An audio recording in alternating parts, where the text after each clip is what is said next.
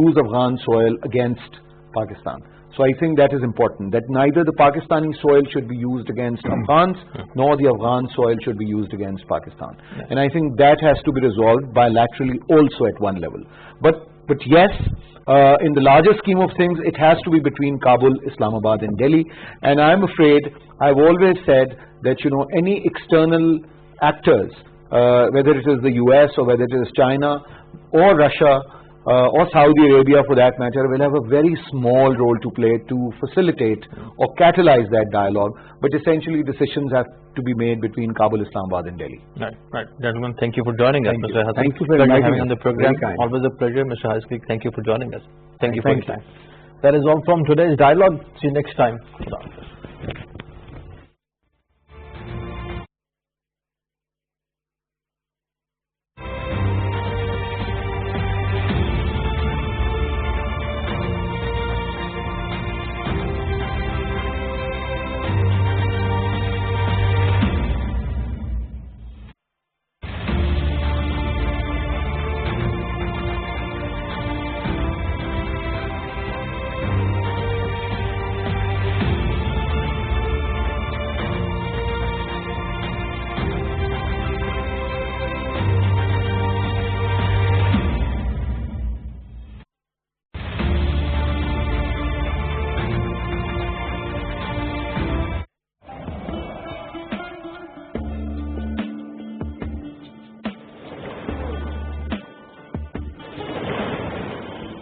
He not only fought the British for an independent India, but also fought resolutely and relentlessly for the interest of the Muslims of India. He created something out of nothing and single-handedly stood against the might of the Congress and the British, who didn't really like him.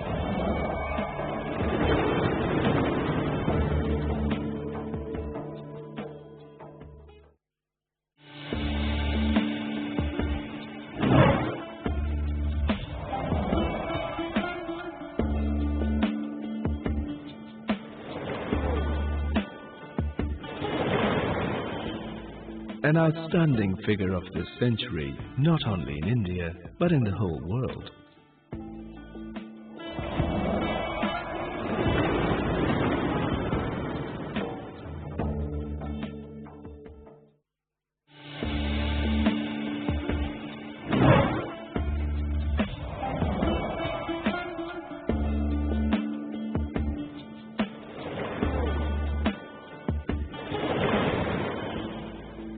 Good character and good politics were the secrets due to which Jinnah got success.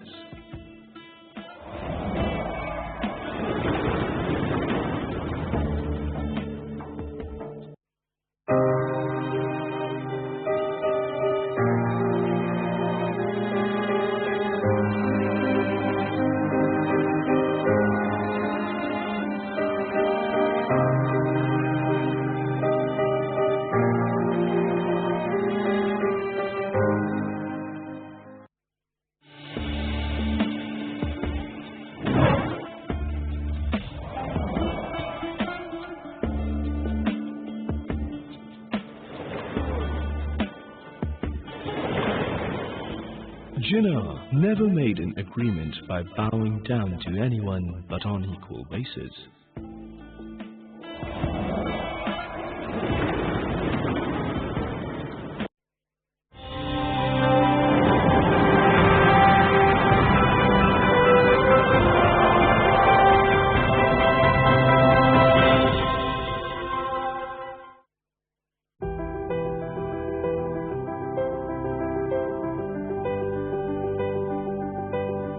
Every great dream begins with a dreamer. Always remember, you have within you the strength, the patience, and the passion to reach for the stars, to change the world.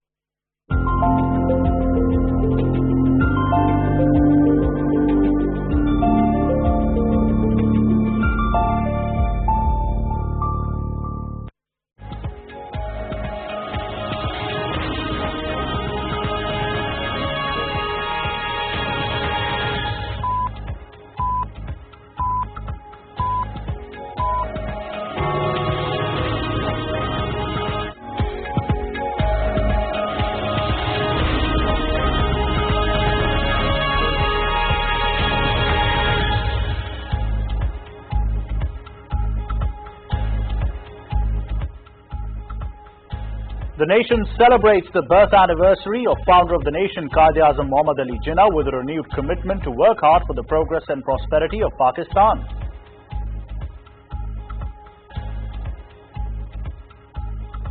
Governor Sindh Imran Ismail and Chief Minister Sayyid Murad Ali Shah visit the mausoleum of Quaid-e-Azam Muhammad Ali Jinnah to pay respect to the father of the nation. President Dr. Arif Alvi and Prime Minister Imran Khan urged the nation to follow Jinnah's ideals of unity, faith and discipline and make the commitment to build a state that respects and treats all citizens equally, irrespective of religion, caste, creed or color. Foreign Minister Qureshi says economic diplomacy is an important part of our diplomatic priorities. Establishment of the Economic Diplomacy Division will be implemented soon.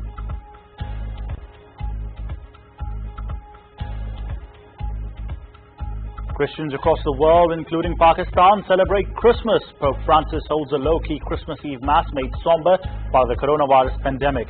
He urges the people to help the needy. The first cricket test of the two-match series between Pakistan and New Zealand will begin tomorrow in Mount Maunganui. PTV Sports will telecast the match live from 3 a.m.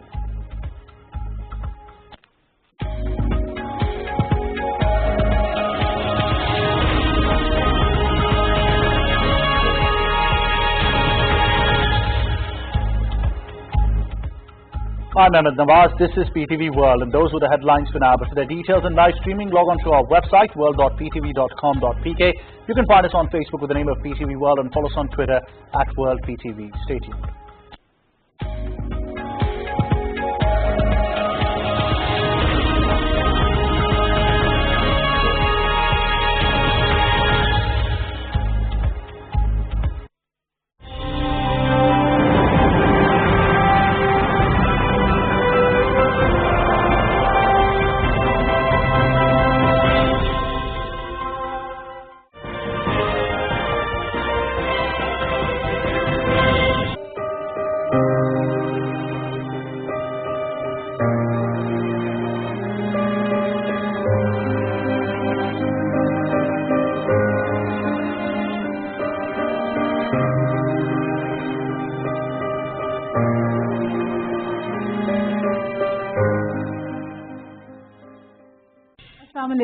And welcome to Quaid-e-Azam Day special on Perspective. We'll be talking about the Quaid-e-Azam vision for Pakistan. We'll be talking about where we are at this time, especially with reference to what the Quaid had in mind when Pakistan was made. Are we headed in the right direction as far as the political vision of different political parties is concerned?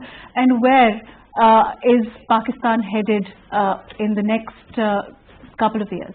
All of that today on Perspective. I have with me Senator Sitara Ayaz from the ANC. Thank you so much for joining us. Dr. Sajid Aban, who's a historian and also a social scientist. Thank you for being with us. We are also being joined by Jameel Ahmed Khan, who's MNA PTI. Thank you for being with us. Sitara Sahaba, like I said, this is with reference to the Quaid-e-Azam Day special today. How do you see Pakistan today? Of course, there were certain values, there were certain, principles by which, on which the Quaid founded the country we call Pakistan today. Do you think that we are perhaps headed in the right direction, if not there, at this time? Thank you very much. First of all, I would like to say happy birthday to Quaid-e-Azam, and it's a special day for Pakistanis. And normally when they are celebrating the birthdays of their founding father or leaders, it is not just a birthday celebration, it's actually reminding of that vision what we had. So today even the same is that we want to remind a new generation about the vision of Quaid. It's so unfortunate that it is like if we look at today's Pakistan, it is not what the vision of Quaid-e-Azam was. As we read in our books also, and we keep on, like, we are hearing his speeches. He wanted to see Pakistan a free land for everyone, and as the name is Islamic Republic of Pakistan. So it is like the teaching of Islam, the true teaching of Islam, and then the good governance. So unfortunately, we are not following that track of what his vision was for this country, for the people of Pakistan. Somehow we are not on that track. Right. I mean, let's talk about why we are not on that track, and how we can get there. More on that before I go to Dr. Sajid Awan Saab ji. How, as a historian, as a social scientist, how do you see things? Of course, I don't think there are two opinions about the fact that we're not really, headed in that direction. Why, in your opinion? All right. Thank you, ma'am. First of all, this is basically if we juxtapose two different models, for instance, establishment in India and that of Pakistan, independence of both the countries. What basically was the perspective of Congress leadership, and what was the perspective of Quaid-e-Azam Muhammad Ali Jinnah?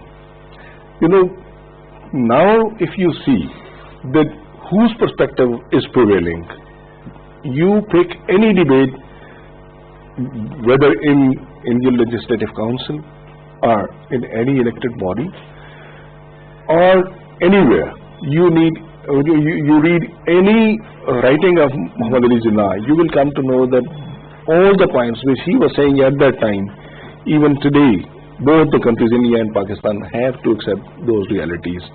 For instance,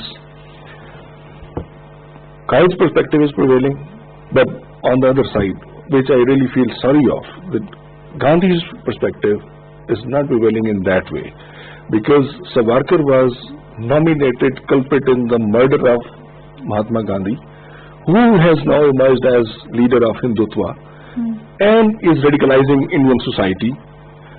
Now he has taken over basically philosophy of Gandhiji, who was to a certain extent proponent of peaceful coexistence. And what Muhammad Ali Jinnah said at that time, that is still valid and prevalent in both the countries, because at that time Congress was of the view that we should have unitary form of government. Unitary form of government basically is applicable only in a society which is univarious, which is uniform, which is having no distinction, where there is uniformity of language, culture, history, civilization. Them aside. Let's leave India aside. Do you think we are headed in the right direction? We are following those values that the Qaid spoke about? Yeah. We are giving the kind of justice to the people, the downtrodden that should be there. We are helping the people who need help. On which, the principle on which Pakistan was propounded, we are taking care of those people who are not Muslims. Even that the Qaid was, he spoke about. We are giving the minorities our due. We are giving, we as a society, we are helping each other, each tier of society. The haves and have-nots, all of that. Do you think we're following that? Certainly. As Senator Honorable Sitara Imtiaz said, that look, there can be certain problems, but what actually is that Pakistan is heading on the lines which basically Muhammad Ali Jinnah established. There was a sort of switchover from modern political and democratic state to a sort of Islamic extremism. But presently Pakistan is coming out of that scenario. Now, we are opening corridors towards India. We have opened venues for all the political parties. Now, this diversity and plurality in our society, in our culture, is basically being reflected in our constitution, in our institutions. When, of course, when you are feeling that, have we ensured all the political rights to the minorities? Surprising. And it is what a coincidence that the same day the 25th of December basically is also corresponding to the Christmas. Right. Muhammad Ali Jinnah, he himself was a student of Christian Mission School there in Bombay.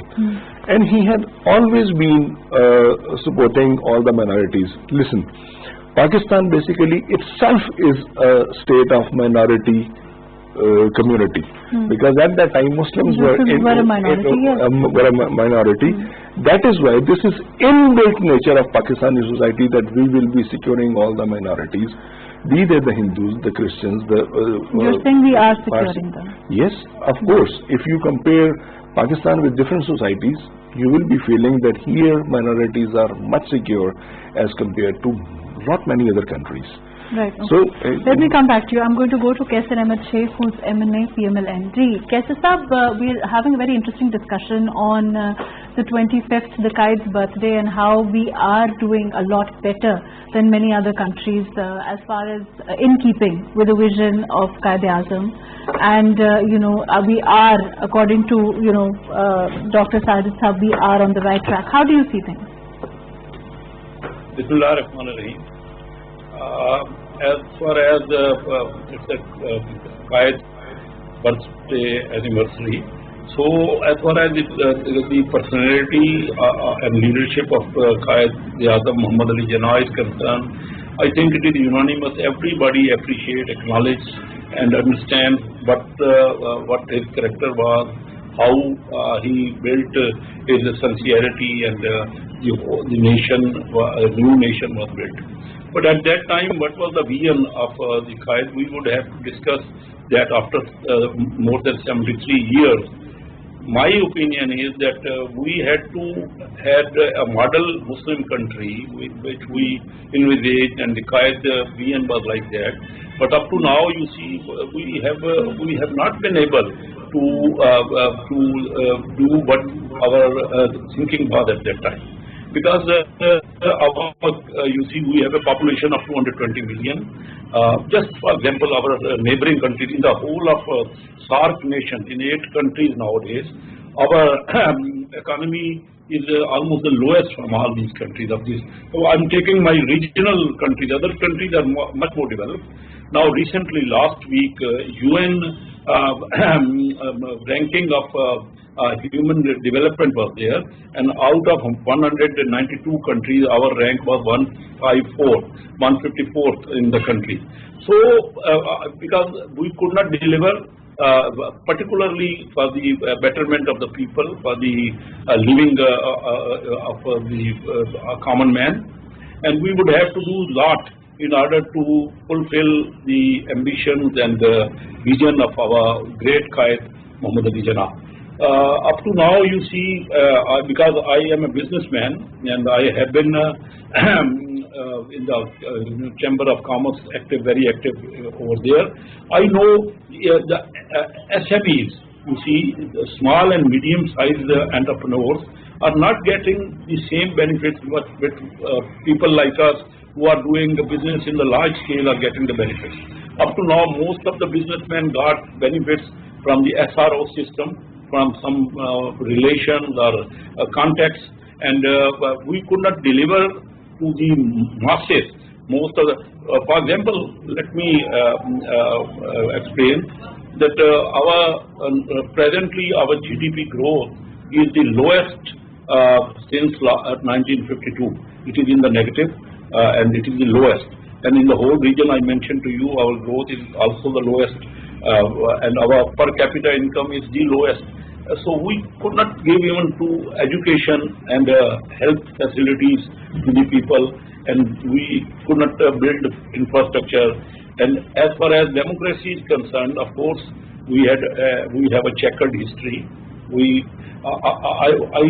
I sincerely feel there's great potential in Pakistan. The people are hardworking, and it's the fault of the leadership. Whatever leadership was in the rule of governments in various periods, it is because you see, for example, our major your party has also, been very much leading the country. Do you think that the fault is due there also?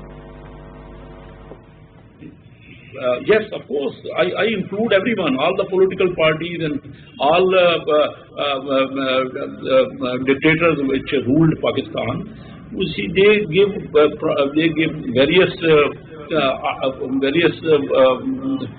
solutions and various thinking to the people, but no one could deliver as per the expectation of the people. So I must tell you that, for example, our enemy, the neighboring country India, in 1990 their economy was 4 times to Pakistan, and now after about 30 years they have become 10 times to Pakistan, their economy. So how can we even cannot give sufficient resources to our defense forces? Because right, I will come back to you. Kaisi Sahab, I will come back to you. Ji, Sitara Savar, do you agree? You think, the fault is, I think Kaisi Sahab is being fair. He's saying it lies with every leader of this country. Yeah, I agree with him, and as we are discussing Qaid's vision, he strongly he believed in democracy and good governance and welfare of people. Right. But as I said in the beginning, it is very unfortunate that with the passage of time, instead of going up, we are coming down. And the main reason is that we are not following what our leaders in the beginning gave us the vision. We are somehow working for ourselves, not for our nation. And we don't have a true democracy in Pakistan till the date. And we are waiting for that. And I think that it seems that with the passage of time, maybe there will be some changes, but so far we cannot. And it is a high time right now, because what we are passing through, and everybody, like what Kaisi Sahab said, economy, governance, everything. So this is the time, I think, that we need to reflect on. We need to learn from them. Because they give sacrifices for this country, and this is now our turn to give back to our country. Right, I will come back to you. I'm going to, before I go to Dr. Sajid, I'm going to go to Jameel Ahmed Khan Sahab. He's an M&A with PTI. Thank you for joining us. Jameel Sahab, we're talking about Qaid's vision for the country on his birthday today, and are we on the right track? There don't seem to be two opinions on the fact that perhaps we are not. But your party at this time, Imran Khan Sahab, the Prime Minister, has spoken about Riyasat-e-Medina a lot of times. He talks about the principles of Riyasat-e-Medina. I don't think I'd be wrong to say that Qaid-e-Azam was very much, his philosophy was based on Islam. His philosophy was placed on the principles of, very much the principles of Riyasat-e-Medina. But why are we where we are when that vision, principally corresponds to that of Qaid-e-Azam? Thank you so much, Mahrukh, for taking me on line and getting my opinion. First of all, I would give my heartiest congratulations to the entire nation on Qaid-e-Azam's birthday. And secondly, at the same time, the Christian community, they have their Christmas, so I would also give them a Christmas Mubarak on this day through your channel. Can you hear me? Ji, very much. Acha. Secondly, the question that you have asked is that the Pakistan Tehreek-e-Insaf and the vision of Imran Khan vis-a-vis the vision of Qaid-e-Azam. You agreed to one point that Qaid-e-Azam was of the opinion that Pakistan should be an Islamic country, a sort of Siyasat-e-Medina, and we are repeating the same concept that Pakistan should become on the footings of a nation, a country like Riyasat-e-Medina. Well, we are. I'm asking the question. I'm not saying that we are necessarily on that kind of path. That is for you to say. But I'm asking, do you think we are? Well, the intentions are there. It's an ideal slogan. We should have the intentions. Our party have a vision, have intentions, have a design have an ideology to follow. As far as the previous regime was concerned, spoke about, not, a few days ago, a day ago, the Prime Minister talked about his, the fact that when the government, he came in and the issues that arose at the time, and the fact that it took some time, it has taken some time for your government to realize and appreciate, a lot of issues, the way the country is run, all of that. Do you think that perhaps is something that will change things now? From now on, perhaps things will change, and that vision of Riyasat-e-Medina, which then corresponds to what Quaid-e-Azam had planned, will be able to perhaps see the kind of Pakistan, that vision translated more now, because that they've learnt better, or things are now clearer to those in the government? Mahrukh, first of all, at least give me some time to speak. I think you are an anchor who talks more than the guest. At least give me a 1 minute slot to talk continuously. I don't think that's true. I think that if you go to other channels, you will appreciate how much the anchors talk there. I take G, but it is my job to interject. No, you are not letting me talk, and you just give me a slot to talk. No, Jamil sir, please continue. Please continue. I'm letting you talk, but it is my job to interject as an anchor here. Oh yes, you being an anchor can talk, but you are taking more slot than the guest. No, I'm just substantiating my question, which is my job here. So now, please give me some time to reply. Now, please go ahead. First of all, we must appreciate that someone is talking the truth to the nation. Before this, the leadership used to lie to the nation. We are accepting to the nation that yes, we are not ideal people. We accept that there were some follies. So if we are accepting and we are trying to correct the things, this should be appreciated. One must not lie. The previous regime has been lying to the nations. Very recently, Maulana Sherani spoke about Maulana Fazlur Rahman that he is a liar. See, a religious leader of the Jamiyat Ulama Islam, about him, his entire party is saying that he is a liar. So my leader Imran Khan does not lie. He speaks the truth to the nation that yes, we had flaws, we accept what flaws were there and we are correcting. So there is nothing bad in accepting all faults and correcting them. We are following the design. If you'll allow me to speak now, I've given you time. I'm not saying there's anything bad in that. My question was, let me reiterate simply, that do you think now things will get better as far as the vision is concerned? Because in principle, Riyasat-e-Medina saying that the Prime Minister wants Pakistan to follow, and we all to follow in the footsteps and traditions set in Riyasat-e-Medina. Do you think now we will be able to get there? That was my question. Yes, why not? If the intentions are good, if we are following the right track, if we are accepting our mistakes and trying to correct our mistakes and trying to follow the right path, there will be good for the country, there will be good for Pakistan, there will be good for the economy, there will be good for overall situation of Pakistan. So, fair enough. I will come back. Please, bear with me, I will come back. Sajid Sahab, you followed the discussion. Yeah.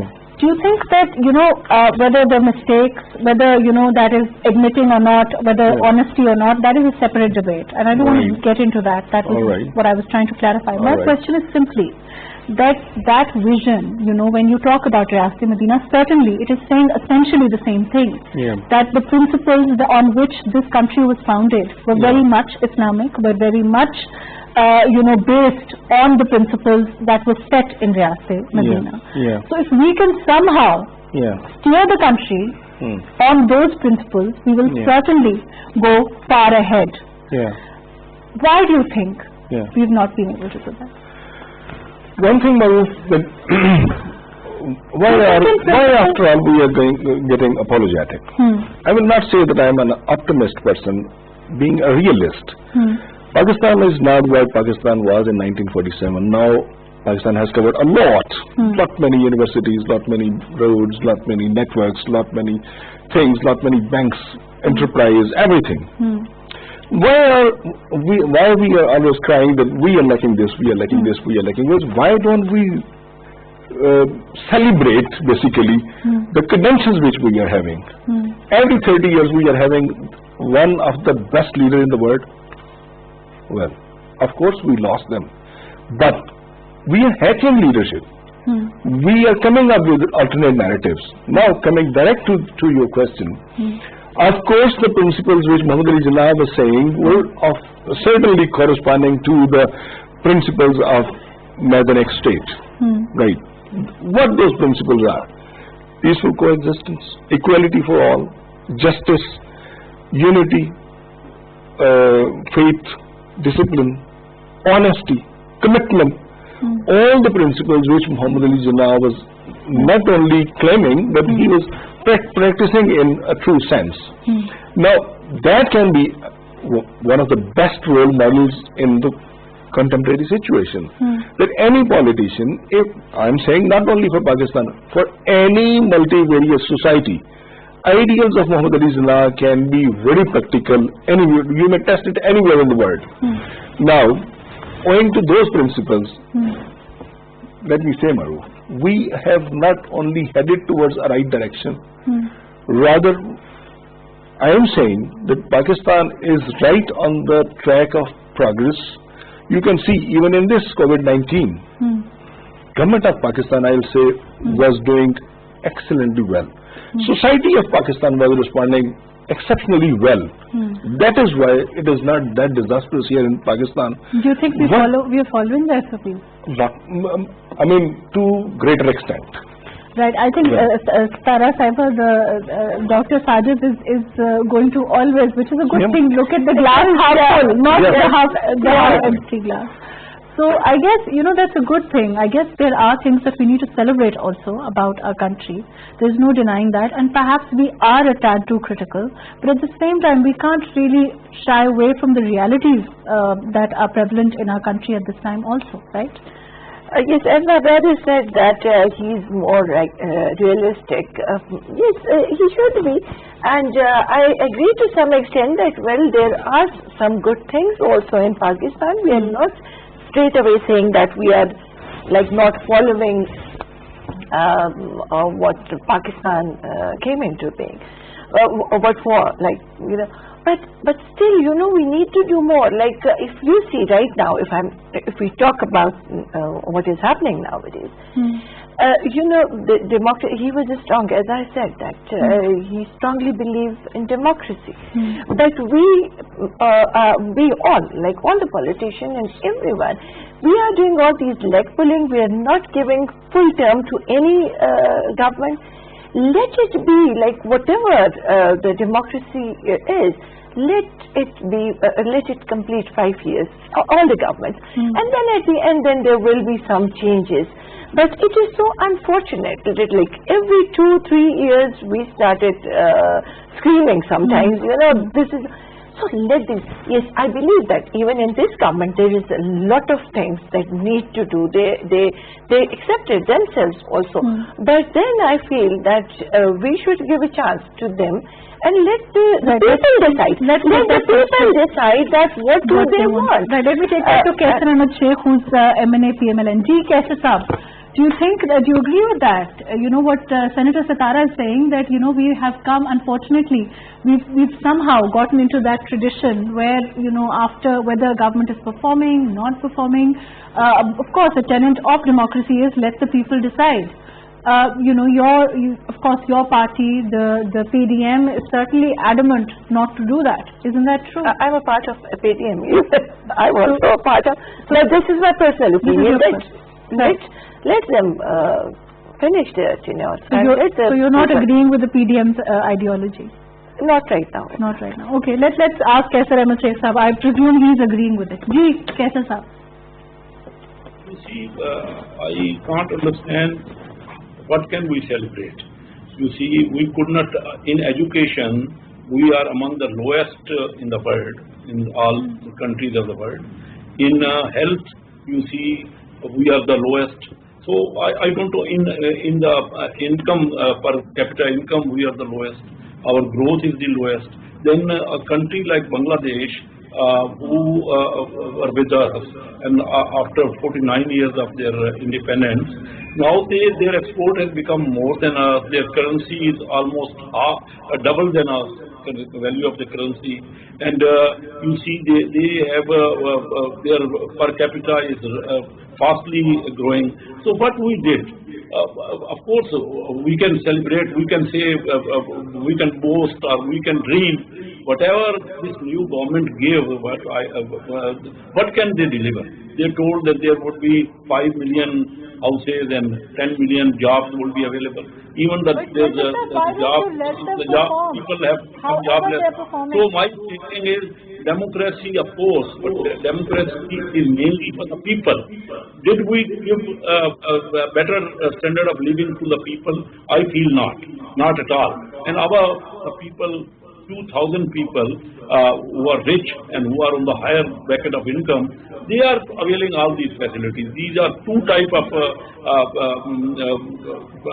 different kind of Pakistan, for the rich people and for the SMEs people. Yes, when your party also, when the PMLN was in power, I'm sure they made certain mistakes, and they were allowed to complete their 5 years, whether Panama happened or whatever. Yes, you see, the PTI complete its term. That's my question. Without, yes, you are saying, your party is saying vote ko izzat do, your party is saying go Imran Khan, go, your party is saying, and the PDM also are saying that it is time for the Prime Minister to go. The jalsas, the political activity, the rallies, doesn't that deter from letting the government perform? You see, we up to now in the assembly that come and sit together and have a charter of economy. I have even in various of your programs, PTV, I mentioned, because they did not have homework, they did not have experience. We are a country of 220 million people. We have to think about their standard. We cannot prolong to such big, when we are doing nothing. Now they themselves acknowledge that they did not have their homework and they had nothing to deliver. You see, I had been a chairman of finance committee and Mr. Asad Umar was with me. They're not saying that they have nothing to deliver. They're saying that when they came in, of course, it is a political party that came in the first time, and as such, there were certain things they did not know, but they have learned, and they are, according to them, setting the country on the right path. That is, if I'm not wrong, what the PTI is saying. And I will ask Jameel Saab about that. Ji, Jameel Saab. For the learners, it is not our country, is not a... Okay. Ji, Jameel Saab. Sheikh Saab was speaking of some African country that lowest in education perhaps. He knows nothing about the parameters, about the graph of the performance of the government in various departments. Secondly, their party and Pakistan People's Party, Pakistan Muslim League Noon have been ruling this country for almost 30 years. And this comparison with Bangladesh, comparison with India, comparison with other countries, and blaming Pakistan, Tehreek-e-Insaf and Imran Khan, just for the sake of just blaming, they had performed worst in the past. Their PDM is a gang of corrupt people. They are together just to safeguard Papa, Daddy, Maulana. That's the only objective of PDM. They are not against the democracy. They are up only to save their corruption. They want an NRO from the Prime Minister, which the Prime Minister says never ever would be given any NRO to these corrupt people. They don't see any good what we have done in the past 2 years. They are just pessimistic. They have to have an optimistic eye to understand what good is being done, what good we are planning. If they are so sincere, they should come sit with the government, give us recommendation, give us suggestions, let us work and let's work together for the betterment of Pakistan. Why it's always that if someone is working, you just see the negative things, you don't see the positive things.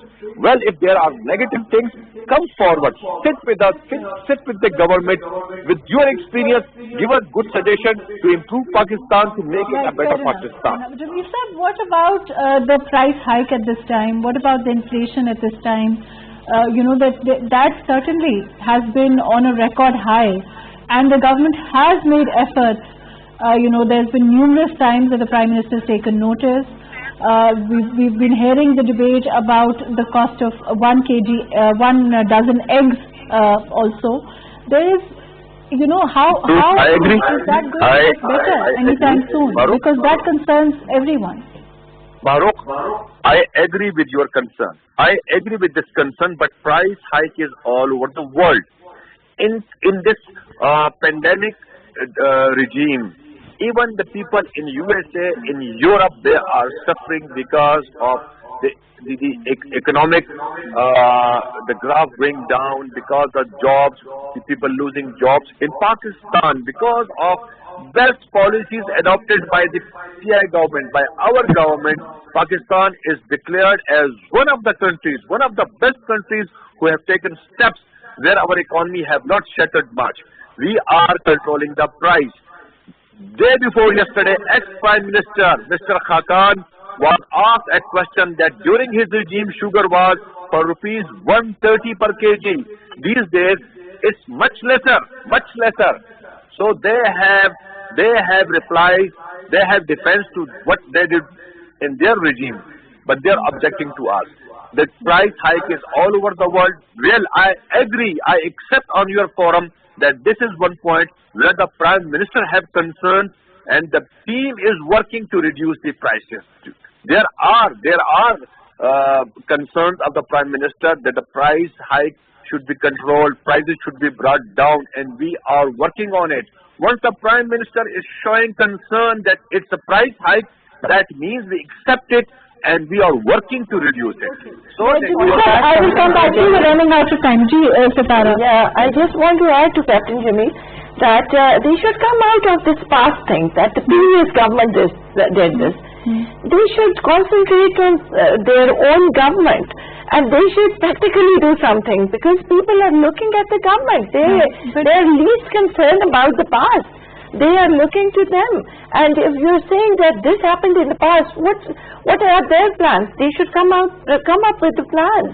They should come up, instead of criticizing the old governments, they should come up with some very practical plans. Before, unfortunately we're running out of time, your comments on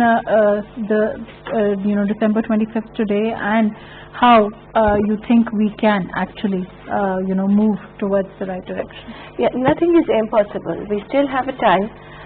We can pass this to our new generation also, that Qaid vision was democratic welfare state for the people of Pakistan, for the Muslims and minority Pakistan. And we all should work for this thing. We should work hard instead of leg pulling, instead of criticizing each other. We should change ourselves. We should not looking at other person, what he or she is doing, what we are doing, what we are supposed to do. We should concentrate whether we are in a government, whether we are political, we are whatever we are. We are bureaucrats, we are in army, we are judges, we are. We can't only blame the government. Of course, I mean everyone has to play their part, whether it's the government or the opposition. Dr. Sajid. Listen, all across the board, everyone needs to review and revise its past and its policies. Well. Not saying that government is doing everything ideal. No government can do that. But they should reconsider, they should revise their policies. And there is a doctrine which is called confession. If the Prime Minister is confessing something that, okay, it does not mean that they were not ready at all. It means that, well, it was not that level of preparation as was needed. Situation was more complex as compared to their preparation. And now if he is coming with this open-heartedness, open-mindedness, they should come out of this polemics. This always reactionary sort of politics and polemical politics, they should concentrate on your work. They should work on their doctrine, on their narrative, what they are coming. If they are claiming that we will be establishing the state of Medina, well, they should come up with a plan. And on the other side, other parties should also recognize that there should be a certain level of opposition, but not crossing that productive opposition is needed rather than, something that is actually just pulling down the government for the sake of politics or their own, let me go to Kaisar Saab. Kaisar Saab, don't you think that it would be better, considering, of course, that kind of vision, we're talking about Quaid-e-Azam's vision, that the opposition actually plays a productive role rather than what is being done nowadays? You are very right. Up to now, our parliaments, our assemblies could not deliver what the actual role of the parliamentarians and politicians was. Just to criticize each other or to just blame is not good. But of course, the opposition would have to suggest. In the beginning, we suggested to this government that as you are new, you don't have much experience. Please sit together. Yes, we told them various times. And we can suggest you can have a good suggestion of opposition people, and also government will be involved in that. But just they have never cooperated. They just said chor, daku. Of course, the Prime Minister, when he's at this seat, he should extend the hand of cooperation for the benefit of the country, for the betterment of the country. This is what the vision of... that's all the time that we have. Jamil Saab, your quick comments before we close. Mahrukh, let's be realistic. Let's be Pakistanis. People like Achakzai standing with them on the platform of PDM who do not accept the ideology of Pakistan should not become the part with them. We should be patriotic. The people who are raising fingers towards our institutions, towards our army, should not be given importance from the platform of the PDM. I think let's take a new start. Let's be realistic. Let's be patriotic. Let's be truthful. We should not lie anymore to our nation and to our coming generations. Thank you so much. On that note, thank you so much for being with us. Thank you for being with us, Senator Satara Ayaz, Dr. Sajid Awan Saab, Jamil Ahmed Khan Saab, and Kaisar Ahmed Sheikh. Thank you for joining us today. I think it's important for all of us to reflect, not only those in the government, but also in the opposition and the civil society. All of us together, every individual in this country, perhaps who can, needs to reflect on what they can do towards strengthening Pakistan and taking it towards the vision of Quaid-e-Azam, the way that it was made, the way the principles on which it was propounded. Let's hope that we can all do that. Let's hope we can stop blame throwing. Let's hope we can stop trying to pass the buck back and forth, because that really is not serving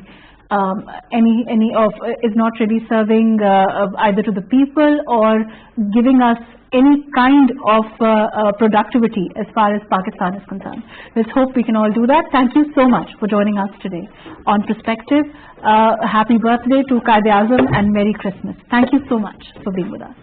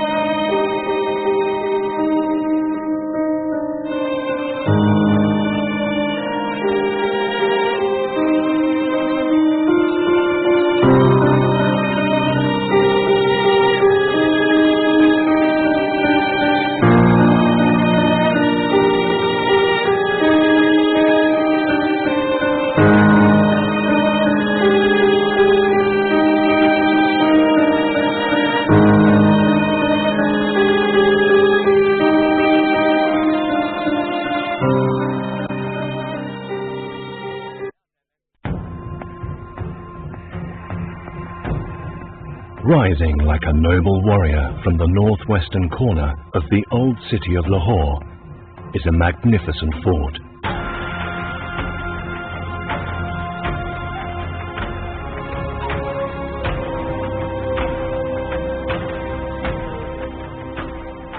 Its imposing exterior dominates the landscape,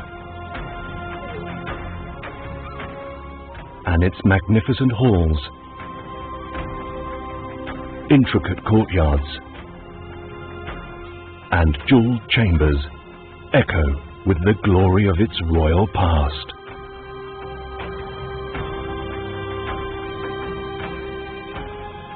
The walls whisper stories of romance and adventure, of powerful kings and court intrigues, of queens and courtesans,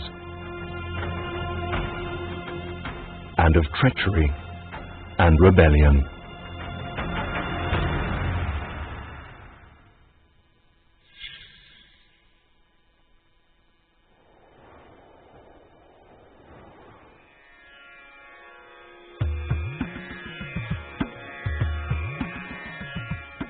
The Lahore fort owes its splendor to the greatest of Mughal emperors,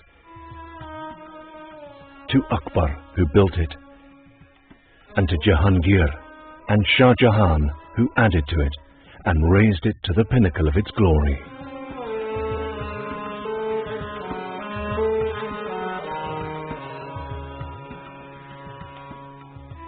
Intricately laid courtyards of smooth stone connected the arched audience halls. Columned walkways provided relief from the hot sun, and trees of cypress were reflected in pools of crystal clear water. In these gardens, the ladies of the harem could walk, cooled by the breezes from the nearby river. The Hati Paun, with gently rising steps, allowed elephants to walk up, and the Mughal nobility to dismount within the safety of the fort walls.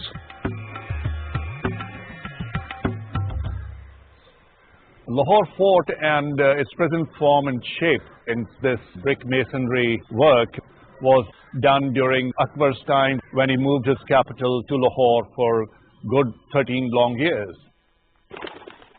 In order to secure the Lahore fort from the onslaught of the rebellions and wars, this legendary wall was constructed 17 meters high and more than 450 meters in length. The wall is richly decorated with mosaics. Elephant processions are followed by horsemen and foot soldiers. There are camel fights and lion hunts. And on the arches, you can see winged angels. So the fact that the Islamic rulers, the Mughal emperors, used a lot of imagery, this itself showed that they were not bound by this kind of interpretation of the religion, that imagery cannot be used in the art form.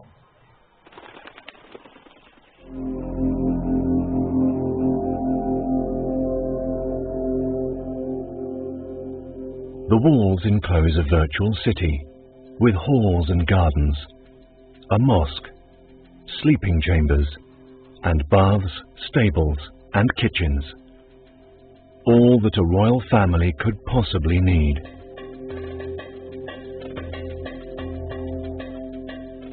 The ancient Masjidi Gate was Akbar's entrance to the fort. Over time, he built impressive palaces, courtyards, and grand halls, decorated in places with Hindu motifs.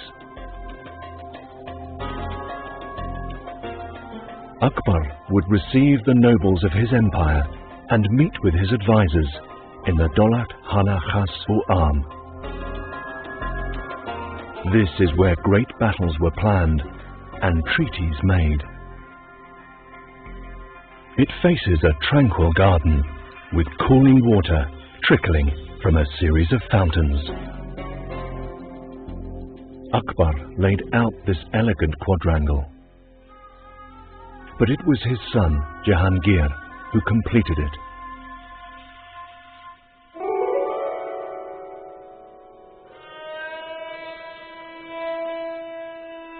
Above the Daulat Khana is a large apartment, sumptuously decorated, the walls painted with flowers and typical Persian motifs. Jahangir, who depended heavily on the advice of his Persian empress, Nur Jahan, had this series of chambers built for her. Unseen, she observed the affairs of state from here and quietly steered her husband's hand.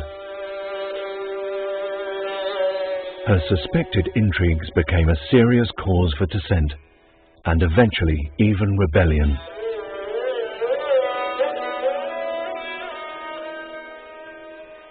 On the other side of the apartment, a royal balcony overlooked a public ground. In keeping with Hindu tradition, early every morning the emperor would show himself to his subjects here in the Jharoka-e-Darshan. Among all this splendor, there was little room for the common man until Shah Jahan, Akbar's grandson, became emperor. The Divani arm in front of the Jharoka was built by him. Here the people could see the emperor and air their grievances. Gathering below the balcony, the starving people of Lahore pleaded for Shah Jahan's help during the famine of 1641. Shah Jahan convened his court here every day, beginning with an elaborate ceremony. As he took his seat, the royal drums would strike up a military march, and a glittering parade of elephants, horses, and men in shining armor passed before the emperor. Being a devout Muslim, Shah Jahan added the only mosque that sits within the walls of the fort. The Moti Masjid, made entirely of white marble, sits like a polished pearl in a secluded corner. Shah Jahan was responsible for many of the fort's most exceptional treasures, and his reign was considered the golden age of Mughal architecture. This palace, the Palace of Mirrors, or the Sheesh Mahal, is the most outstanding contribution of Shah Jahan to the Lahore fort. This pavilion was made of pure white marble, and it is surrounded by these mirrors which were brought from Syria, and it is studded with semi-precious stones and inlay work and gilt work and some beautiful figures and mosaic. And it was once home to an even more spectacular gem. When Maharaja Ranjit Singh occupied Lahore in 1799, the Sheesh Mahal became home to both the Maharaja and to his prized possession,